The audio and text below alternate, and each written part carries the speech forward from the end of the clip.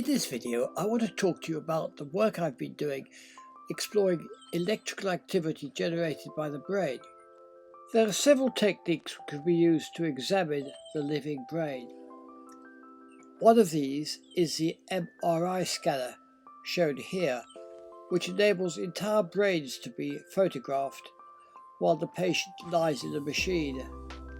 In my own laboratory, we use a technique called EEG, which stands for electroencephalography. First invented in the 1930s by German psychiatrist Hans Berger, he used this to detect and record electrical activity in the brain.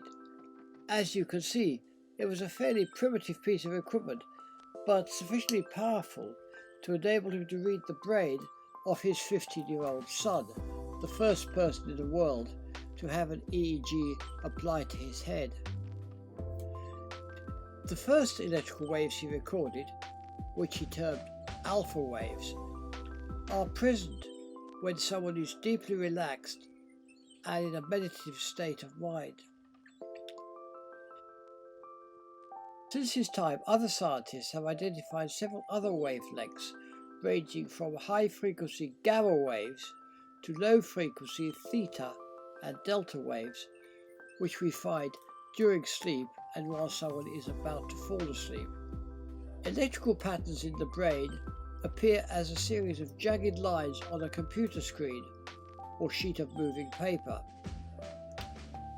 Today, thanks to computer programs, it's possible to see these waves as colored bands, as shown here.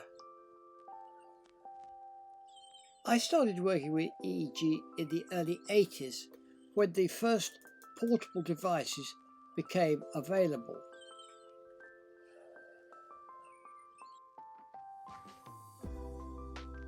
In my laboratory, I explored the ways in which we could use EEG feedback to help people overcome anxiety, learn to relax more deeply, and control their stress. To do this, I developed the equipment and software which enable my clients to learn how to control devices, such as a toy train, purely by the use of their brains.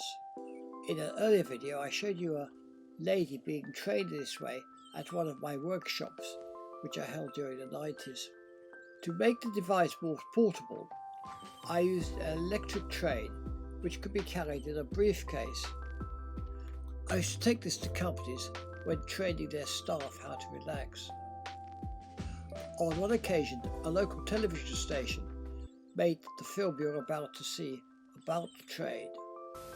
This train isn't going very far, but it's not leaves on the line or the wrong kind of snow that's the problem. It's because the person hooked up to this contraption isn't relaxed enough. The brain train is the first ever toy to monitor stress. The engine only moves around the track when the person wired up starts to relax. Well, this has been wired up to electronics. Two bits of electronics, essentially. One is an EEG. Now, that's a machine which you can find in hospitals. It's used by a diagnostician, for instance, to diagnose, let's say, epilepsy, and it reads the electrical patterns in the brain. Well, we've got a very tiny EEG, probably the smallest one ever developed, and this is monitoring my brain and looking for particular patterns of brain waves which are associated with a subjective state of relaxation. So the more I relax mentally and physically, because this is measuring my physical relaxation, the faster the train goes around the track. Dr. Lewis invented the toy as part of his work with helping burnt-out executives. The slightest sign of tension monitored by the electrodes will bring the train to a halt. It's essentially measuring how relaxed or how tense you are. Yes, it can get very stressful. It gets stressful in the two situations. One is that sometimes the train comes off the track, and can the subject remain, relaxed? Because essentially what we're trying to train people in industry to do, in business to do, is to remain relaxed, not just when they're sitting at home with their feet up, watching television, but actually when they're in a crisis situation. I also began to study the ways in which EEG could be used to analyze brain waves while people were carrying on their ordinary everyday activities, such as going shopping. We undertook these studies both in the laboratory and in the real world, in supermarkets and shops, where our consumers were equipped with caps and electrodes to record the patterns of their brain as they were shopping. I have also monitored brain activity of people playing exciting computer games. In what you're about to see, 3 types of monitoring are being carried out. On the left of the screen is the EEG output from the player's brain. Superimposed on the game itself are red dots revealing his eye movements whilst he was playing. Below you can see a moving line which reveals his emotional engagement as the game progresses. Most recently, I have been creating software which enables electrical patterns in the brain to be converted into music. Here are 2 videos using music created entirely by the electrical patterns in a volunteer's brain.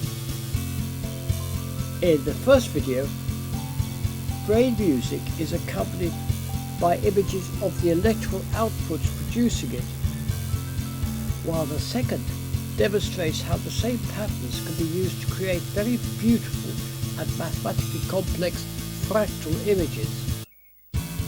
These were produced using an American-made BrainMaster EEG system.